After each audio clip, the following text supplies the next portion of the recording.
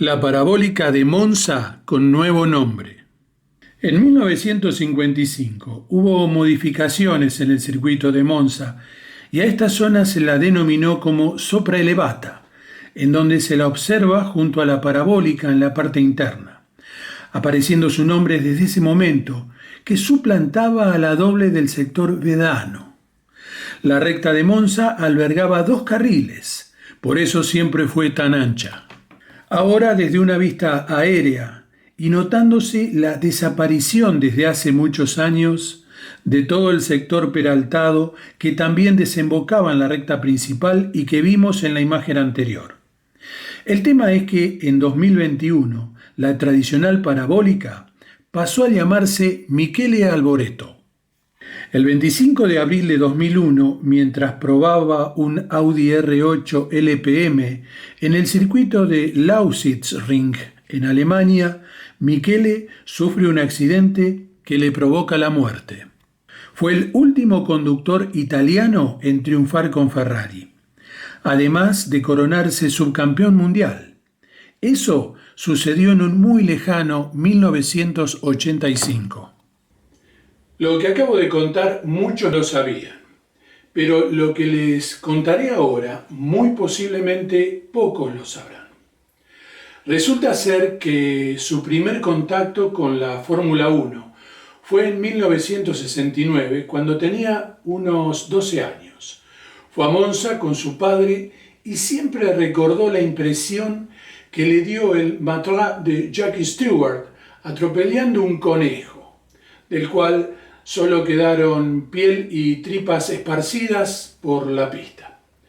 Al año siguiente, en el mismo escenario, fue testigo de algo peor, el accidente que le produjo la muerte a Jochen Rindt. ¿Saben desde dónde vio ambas situaciones? Ubicado en la tribuna que está en la entrada a la parabólica. Sin imaginar ni siquiera de la forma más remota que este sitio no solo estaría cubierto con su imagen sobre una Ferrari, sino que además llevaría su nombre. Monoplazas con seudónimos. Por ejemplo, Dick Seaman y Raymond Mays llamaban a sus modelos Era con los seudónimos Rómulo y Remo, que en la mitología occidental fueron los fundadores de Roma, criados por una loba.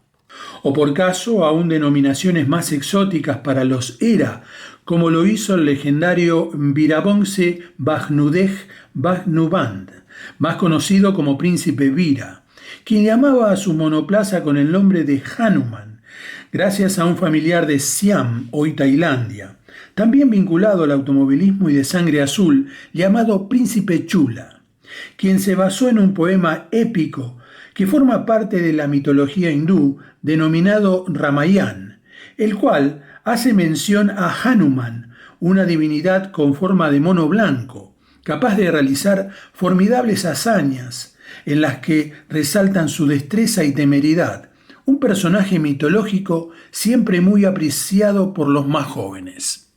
Sebastian Vettel acostumbraba a ponerle nombres propios a sus monoplazas, como por ejemplo a su Toro Rosso Julie, a los Red Bull Kate, Katie, Dirty Sister, Lucius Liz, Kinky Kylie, Abby, Hungry Heidi y Susie. A sus Ferrari las bautizó como Eva, Margherita, Gina, Loria, Lina y Lucilla. Finalmente a sus Aston Martin los nombró Honey Rider y al de 2022 lo catalogó como un animal diferente. Auspiciantes muy singulares. 2 curiosidades en una sola imagen. La primera es que el 208 se trata del auspicio de la FM 208 del Dial, una emisora de Luxemburgo. La segunda es que este dorsal o numeración ha sido el más elevado en grandes premios de Fórmula 1, utilizado por Lela Lombardi, y no solo en este Brabham del 74. Durante 1976, el equipo March llevó la publicidad de la Galería Nacional de Bellas Artes de Mónaco, dedicada al arte moderno, fundada en 1976 por Michael Brian McKee, quien disputó un par de carreras de Fórmula 1 sin puntaje, sobre finales de los 50. Desde luego de mediados de los 70 y hasta principios de los 80, la revista porno suave Penthouse auspició a algunos equipos de la categoría, en este caso Hesketh, con ilustraciones de mujeres livianas de ropa. En una época aún un poco pusilánime para ciertos temas, incluso con objeciones por parte de la mismísima BBC, apareció en la categoría el auspicio de los preservativos Durex, decorando enteramente a los sorties de finales de los 70. La Veresina Sofam, empresa fúnebre italiana, que acompañó como sponsor sobre finales de los 70 al Spaghetti Western Arturo Mersario, decorando el lateral del alerón trasero.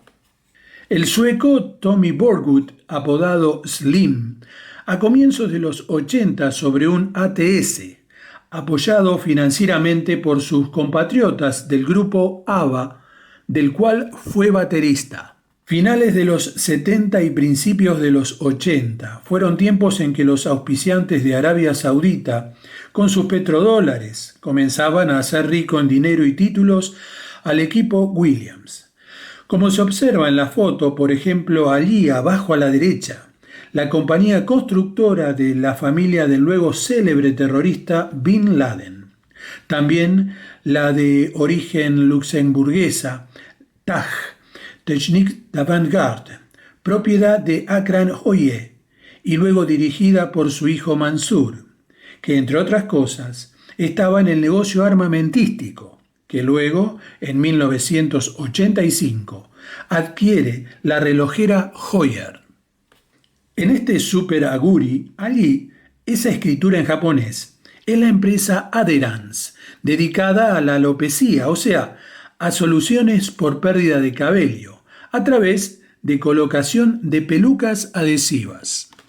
Este Symtec de mediados de los 90 llevaba en su alerón trasero el nombre Bárbara. Se trataba de Bárbara Balu, una especie de mecenas que apoyaba desde su oficina en Mónaco tanto artistas como deportistas, entre ellos a Roland Ratzenberger. Al morir en Imola 94, e impresionada cómo el equipo se esforzaba para mantenerse en la categoría, en homenaje a la memoria del austríaco, se involucró aún más, con ayuda de todo tipo, incluyendo la monetaria, pero al poco tiempo la escudería entró en quiebra. Por aproximadamente medio centenar de carreras durante 2017 y 2019, el equipo Force India auspició con un noble gesto la lucha contra el cáncer de mama, colocando la leyenda Breast Cancer Care en sus monoplazas, habiendo antes y después otros ejemplos análogos de otros equipos apoyando causas nobles como esta.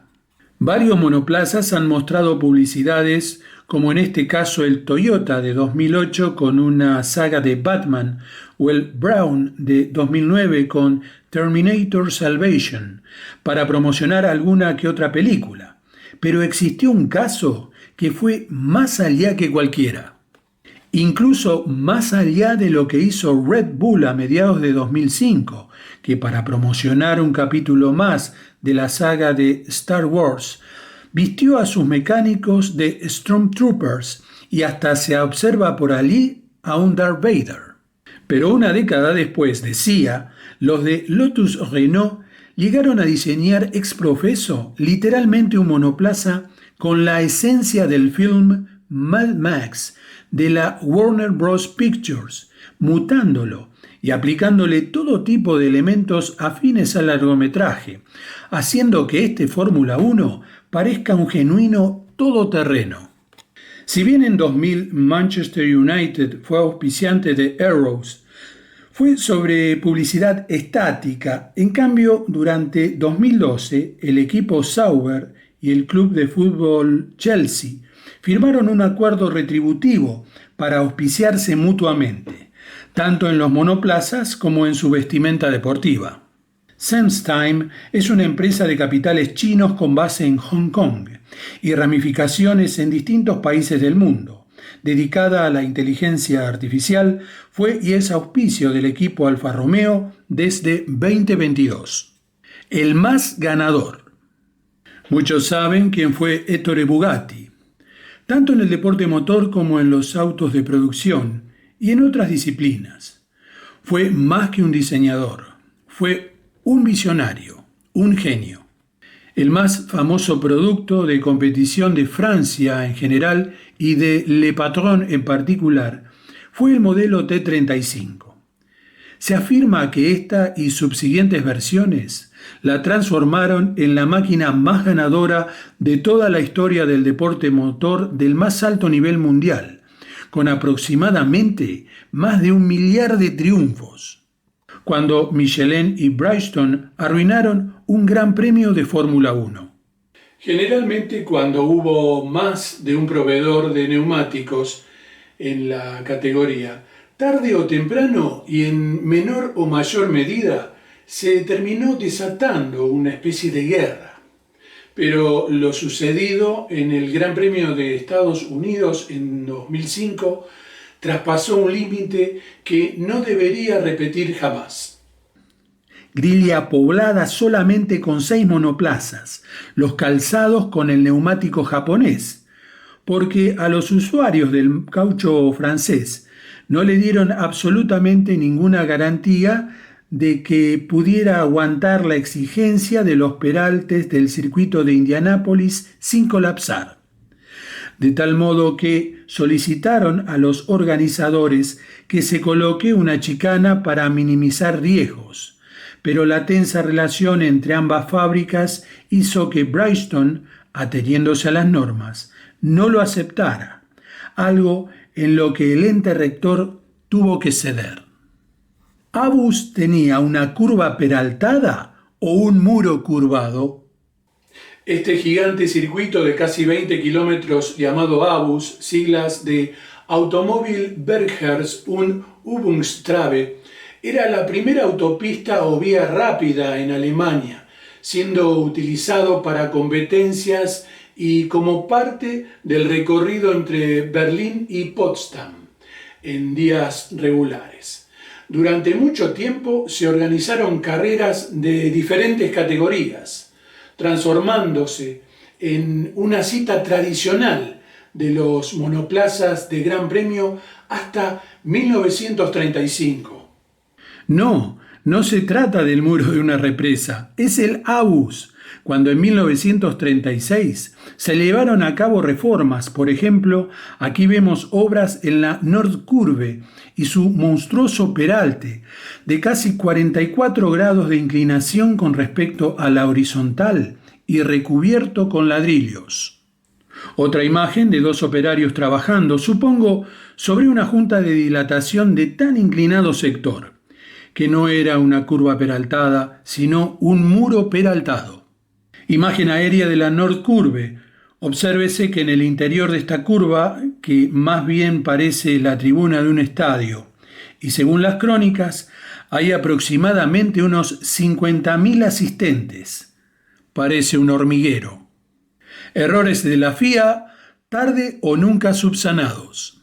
El caso de Hans Heyer en Hockenheim 77, en complicidad con un par de comisarios deportivos, mejor dicho, antideportivos, partiendo ilegalmente con su Penske Cosworth del equipo ATS en la última posición del Gran Premio alemán, aunque luego fue excluido.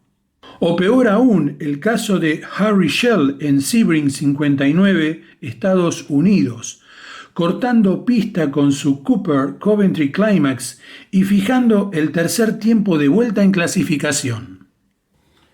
En el Gran Premio de Sudáfrica del 73 se cometió un gran error en el cronometraje que nunca se subsanó y ni siquiera se aclaró.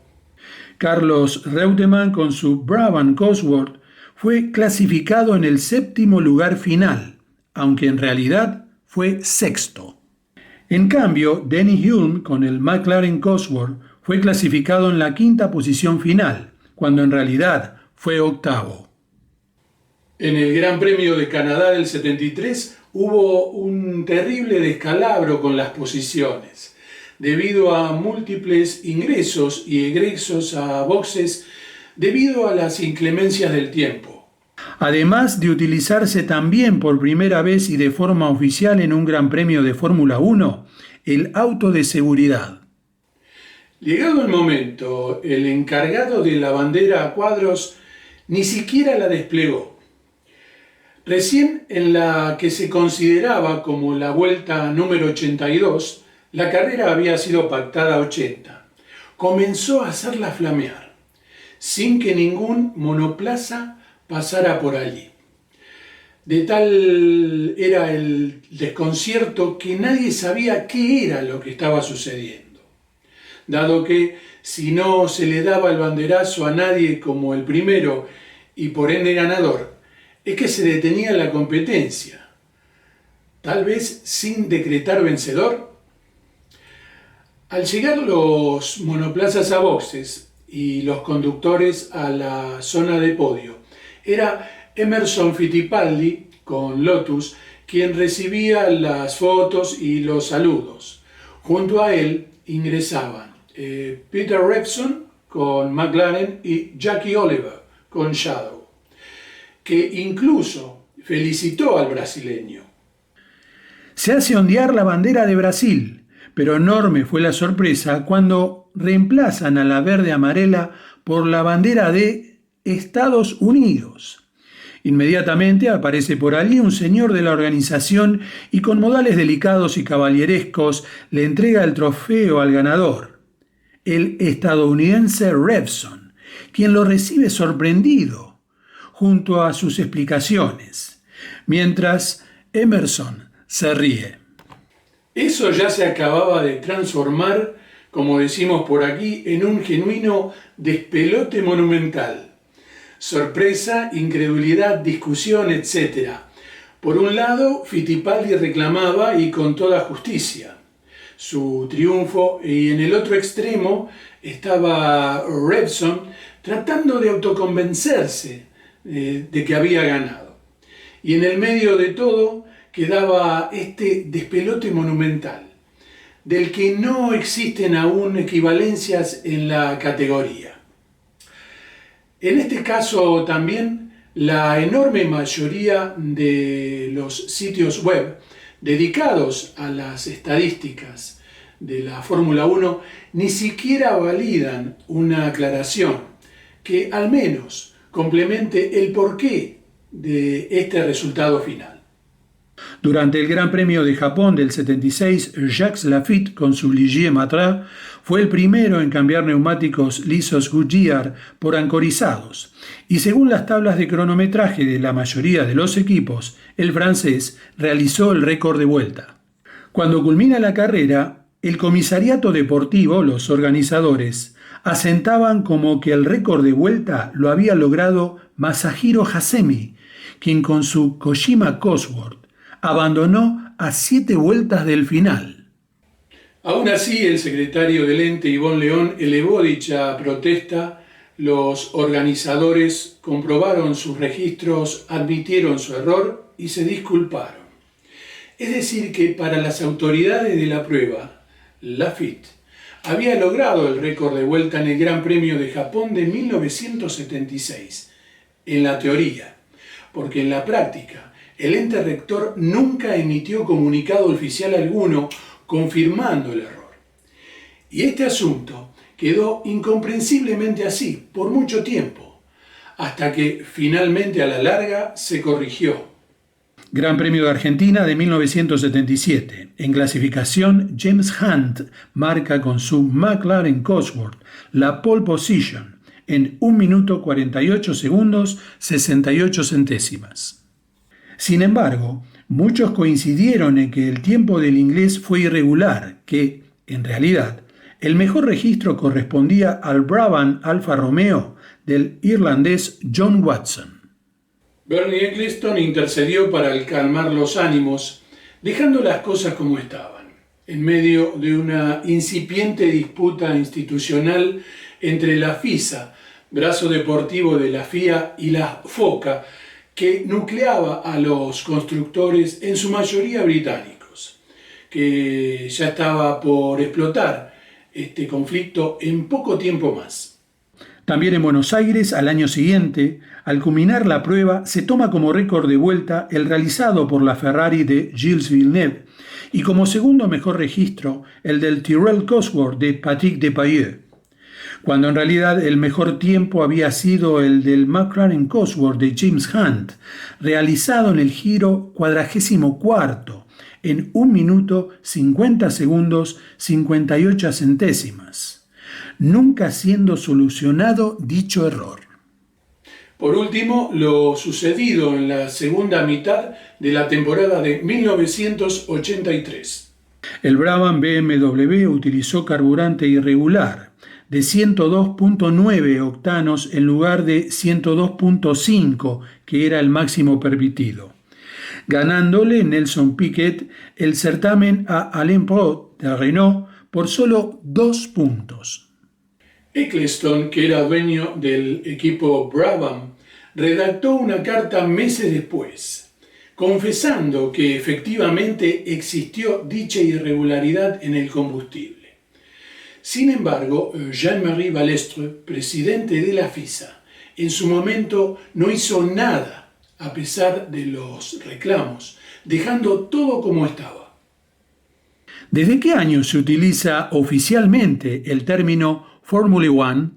El término oficial de Formula One por parte del ente rector, o sea la FIA, primero CSI y luego FISA, su brazo deportivo para la época, y no por parte de la posterior FOCA, Formula One Constructor Association, comandada por Bernie Eccleston, que sí venía utilizando dicho término desde principios de los 70. Decía, y retomando, que el término oficial de Formula One data de muchos años después.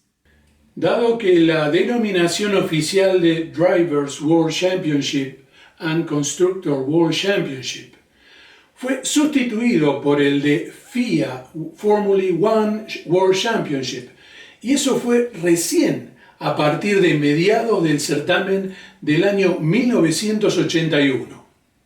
Brands Hatch se equivoca de Gran Premio.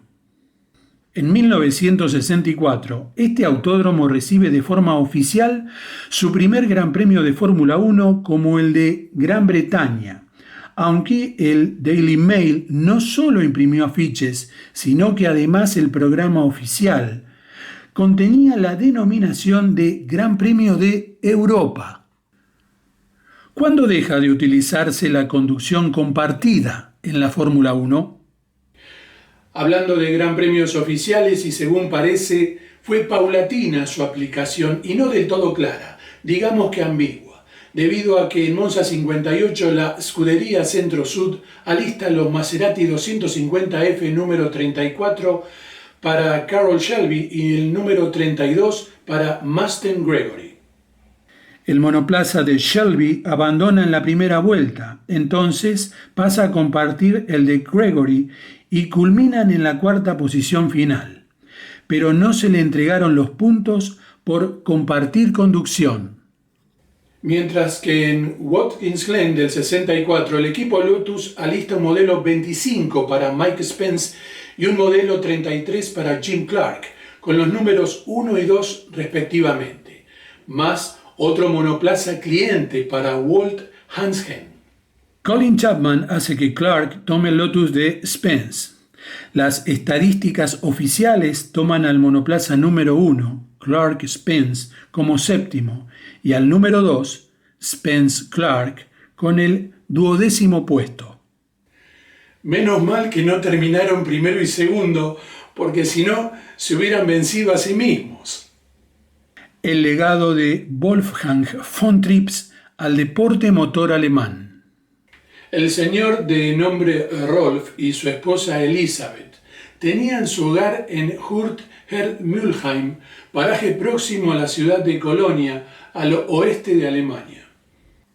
A pocos minutos de allí se encuentra Kerpen, donde se ubica una pista de karts. Rolf atendía mecánicamente los pequeños monopostos y Elisabeth se hacía cargo de la caja y el bar. Pero esto tiene una historia previa, y es que Wolfgang von Trips, el famoso conductor de Fórmula 1, fue uno de los primeros en introducir los karts en su país, para lo cual hizo montar un kartódromo en dicha zona de Kerpen, o sea, el que acabo de citar. Tiempo después de la muerte de von Trips por un accidente en Monza a principios de los 60, el citado Rolf, apellidado Schumacher, que era un empleado allí, adquiría las instalaciones. Pasaron los años, su hijo, un niño llamado Michael Schumacher, hizo sus primeras aceleraciones y frenadas allí sobre un kart, comenzando lo que sería una increíble y extraordinaria campaña deportiva. También su hermano Ralf. Algo que ni siquiera Taffy von Trips hubiera soñado, ¿o sí? Llevando por fin a un representante alemán, si descartamos a Jochen Rindt, que era germano austríaco, a lo más alto de la Fórmula 1 desde la creación del Campeonato Mundial en 1950. Y no una vez, sino 7 veces. El choque que involucró a más monoplazas de Fórmula 1. El accidente que involucró a más participantes en un gran premio fue en Spa-Francorchamps, en la edición de 1998, cuando luego de la partida se produjo una enorme carambola que incluyó a más de una docena de monoplazas. Circuitos que albergaron grandes premios que no corrieron en su país de origen. Cercano a Faenza, Imola, en territorio italiano, está el Autódromo Internazionale Enzo Edino Ferrari, que es donde se ha disputado el Gran Premio de San Marino, pero en realidad se encuentra aproximadamente a 75 kilómetros de San Marino.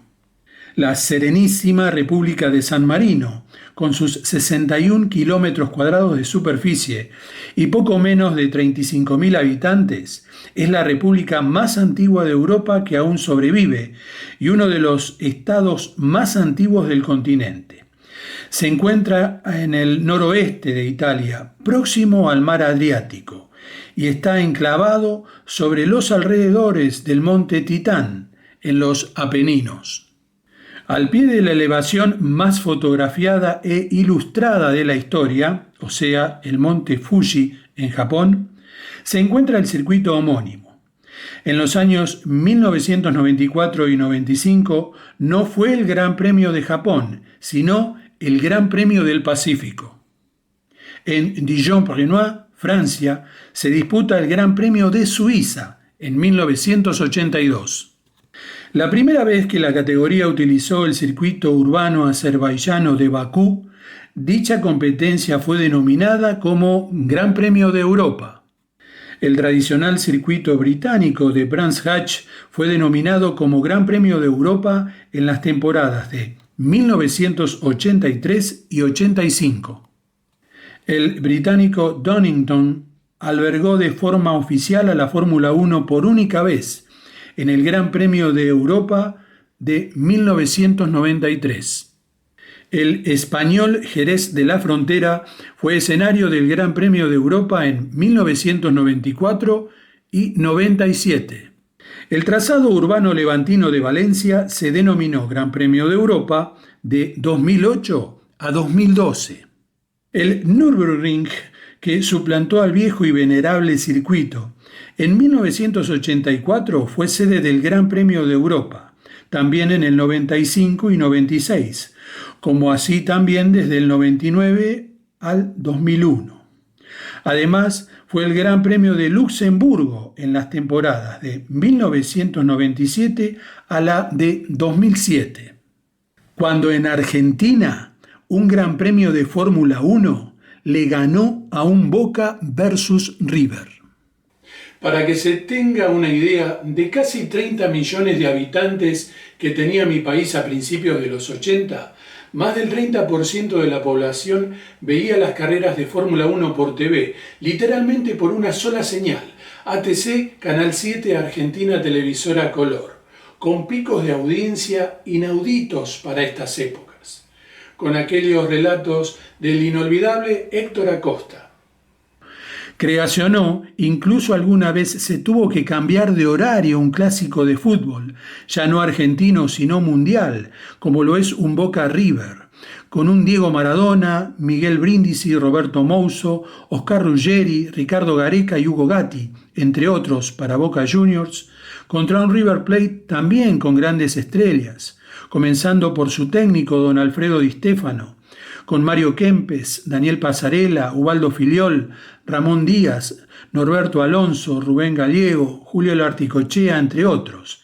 Y todo porque había una carrera de Fórmula 1 en 1981 donde participaba el Lole.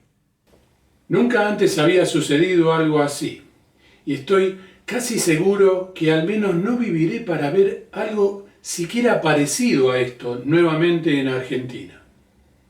El día que a los italianos no les alcanzaron ni las triquiñuelas para ganarle al hermanito menor de los alemanes.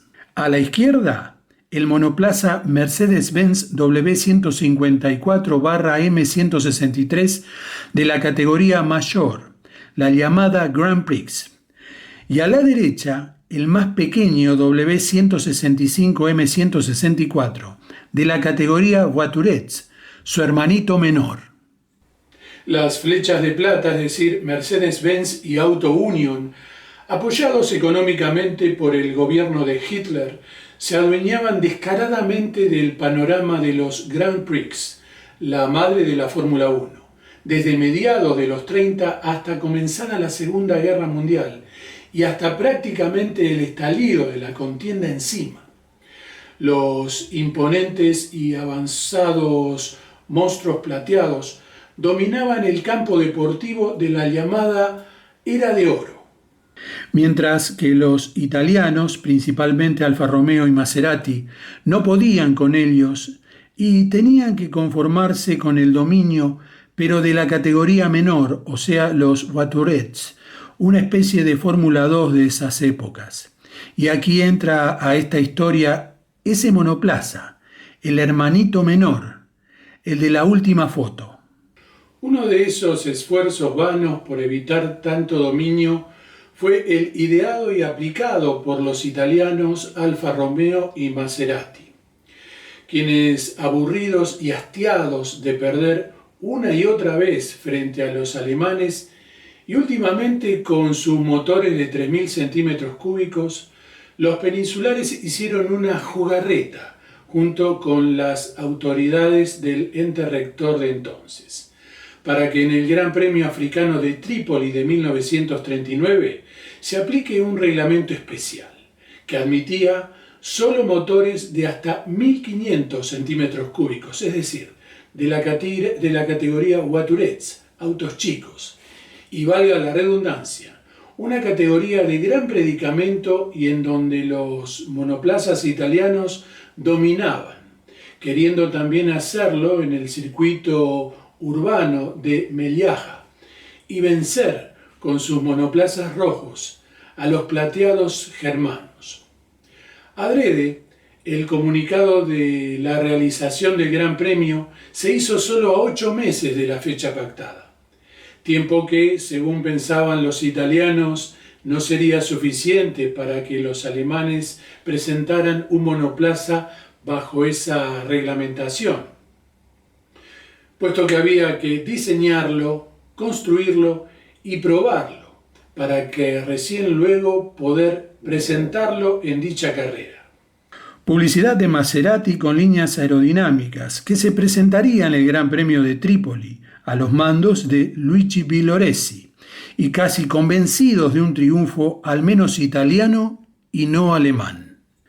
Pero aunque Auto Union no entró en el juego, Mercedes-Benz, con un resuelto y audaz ingeniero como Rudi Hullenhaut a la cabeza, sí lo hizo, y decididos le hicieron frente al desafío y se metieron en el proyecto de la creación de un gran monoplaza, que fue precisamente el W165/M164, el hermanito menor. Todo se hizo en el más absoluto de los secretos, y trabajando a destajo, el milagro fue tomando forma. Entonces, lo que parecía imposible se había concretado, y la sorpresa inicial de los 22 Maserati 6CM y 4CL y 6 Alfa Romeo 158 presentes se transformó en estupor cuando fueron derrotados incuestionablemente en aquel Gran Premio por aquellos dos Mercedes-Benz que se ven aquí en la foto al frente. Siendo esta la única carrera de la temporada en que corrió el W165 bajo el reglamento de los 1500 centímetros cúbicos. Las restantes las hicieron con el reglamento de 3000 centímetros cúbicos, con el que venían corriendo los modelos W154 en la categoría mayor.